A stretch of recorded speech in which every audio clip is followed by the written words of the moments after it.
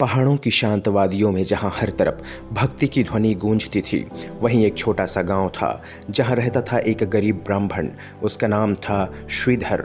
उसके पास न धन था न कोई बड़ा घर, लेकिन उसके पास एक ऐसी चीज थी जो बड़े बड़े राजाओं के पास भी नहीं था, अटूट भक्ति, माता के प्रति असीम विश्वास। नमस्कार दोस्तों, रुचिका भक्ति चैनल देख रहे हैं आप। दोस्तों, अगर अभी तक आपने हमारे इस चैनल को सब्सक्राइब नहीं किया है तो जल्दी से इसे सब्सक्राइब कर लें, ताकि नई नई भक्ति व ज्ञानवर्धक कहानियां आपको हमेशा मिलता रहे। श्रीधर हर दिन माता रानी की पूजा करता था, भूखा रह जाता था, लेकिन माता का भोग कभी नहीं भूलता था।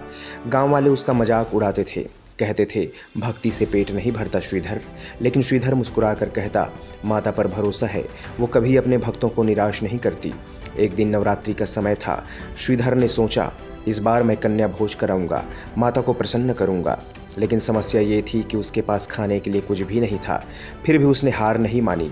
वह घर घर जाकर कन्याओं को निमंत्रण देने लगा। लोग हंसते, अरे खुद के पास खाने को नहीं और कन्या भोज करेगा। लेकिन श्रीधर का विश्वास अडिग था। उसी समय एक छोटी सी कन्या उसके सामने आई। उसकी आंखों में एक दिव्यता थी, चेहरे पर अद्भुत तेज था। उसने कहा, बाबा आप चिंता न करें, आपका कन्या भोज जरूर होगा। श्रीधर ने पूछा, बेटी तुम कौन हो? कन्या मुस्कुराई, जब समय आएगा तब जान जाओगे। श्रीधर ने उस कन्या को भी निमंत्रण दे दिया। नवरात्रि का दिन आ गया। श्रीधर के घर कन्याएं आने लगी। 1, 2, 3, देखते ही देखते बहुत सारी कन्याएं आ गई। श्रीधर परेशान हो गया, इतना भोजन कहाँ से लाऊंगा? लेकिन तभी वही रहस्यमयी कन्या फिर से आई। उसने कहा, बाबा आप बस सेवा करो, बाकी सब मैं संभाल लूँगी। और फिर हुआ चमत्कार। श्रीधर के छोटे से घर में अचानक स्वादिष्ट भोजन प्रकट होने लगा। हलवा, पूरी, चने, सब कुछ अपने आप बनने लगा। गांव वाले हैरान रह गए। कन्याओं ने भोजन किया और जाते जाते श्रीधर को आशीर्वाद दिया। अंत में वही दिव्य कन्या खड़ी रही। उसने कहा, श्रीधर तुम्हारी भक्ति ने मुझे प्रसन्न कर दिया है। और तभी उस कन्या का रूप बदलने लगा। वह कोई साधारण बच्ची नहीं थी, वह स्वयं माता वैष्णो देवी थी। माता ने कहा, मैं त्रिकुटा पर्वत पर निवास करती हूँ, अगर तुम सच्चे भक्त हो तो मुझे वहाँ खोजने आ जाओ। इतना कहकर माता अदृश्य हो गई। श्रीधर की आंखों में आंसू थे, लेकिन ये दुख के नहीं, भक्ति और आनंद के थे। उसने तुरंत निर्णय लिया, मैं माता को खोजने जाऊँगा। यहीं से शुरू होती है एक भक्त की यात्रा, जो सिर्फ शरीर से नहीं बल्कि आत्मा से भी कठिन थी। श्रीधर ने बिना देर किए यात्रा शुरू कर दी। घने जंगल, ऊंचे पहाड़, कठिन रास्ते, लेकिन उसके मन में सिर्फ एक ही नाम था, माँ वैष्णो देवी। यात्रा के दौरान श्रीधर की मुलाकात हुई एक तांत्रिक से, जिसका नाम था भैरवनाथ। भैरवनाथ बहुत ही शक्तिशाली था, लेकिन उसका मन अहंकार से भरा था। उसने श्रीधर से पूछा, कहाँ जा रहे हो? श्रीधर ने कहा, मैं माता वैष्णो देवी को खोजने जा रहा हूँ।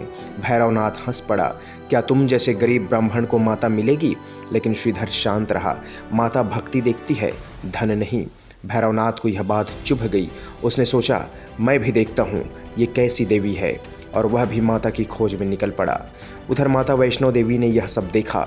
उन्होंने श्रीधर की परीक्षा लेने का निर्णय लिया। श्रीधर कई दिनों तक भूखा प्यासा चलता रहा, लेकिन उसने हार नहीं मानी। एक दिन वह बहुत थक गया और गिर पड़ा। तभी एक बूढ़ी महिला वहाँ पर आई। उसने पानी दिया, भोजन कराया और कहा, बेटा हिम्मत न हारना, माता तुम्हारे साथ है। श्रीधर समझ गया ये कोई साधारण महिला नहीं थी। उधर भैरवनाथ माता का पीछा करने लगा। वह माता को पाने के लिए नहीं बल्कि अपनी शक्ति दिखाने के लिए उनका पीछा कर रहा था। माता ने एक गुफा में प्रवेश किया, जिसे आज हम अर्धकुमारी गुफा के नाम से जानते हैं। वहां उन्होंने 9 महीने तक तपस्या की। भैरवनाथ गुफा के बाहर इंतजार करता रहा। उसे लगा, मैं माता को पकड़ कर रहूँगा, लेकिन माता की शक्ति के आगे उसका अहंकार धीरे धीरे टूटने लगा।